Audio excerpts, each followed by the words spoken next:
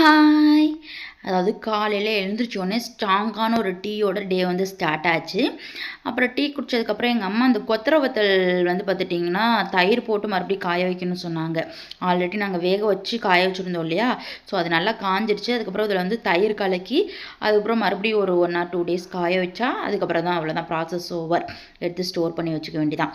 சரி காய வைக்கலான்னு மேலே மாடிக்கு போனால் அங்கே மயில், அதாவது எங்கள் வீட்டில் அரிசி கோதுமைலாம் காய வைக்கிறோம் இல்லையா, ஸோ அதில் 1 2 சிந்திருமா, ஸோ அதை சாப்பிட்றதுக்கு தான் இந்த மயில் வந்திருக்காங்க. நானும் அப்படி அதை பார்த்தோன்னே வீடியோ எடுக்க ஆரம்பிச்சிட்டேன்.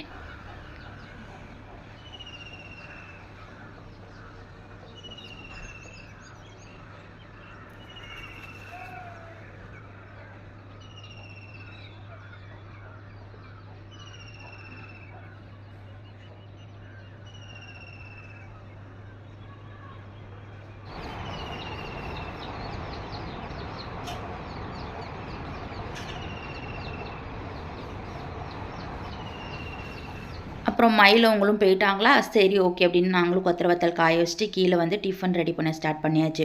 அதாவது இட்லி, சாம்பார், கார சட்னி. இதுதான் காலைல டிஃபன். சூப்பராக டிஃபன் சாப்பிட்டு முடிச்சாச்சு. இன்னொரு வீடியோவில் பார்க்கலாம். Bye by.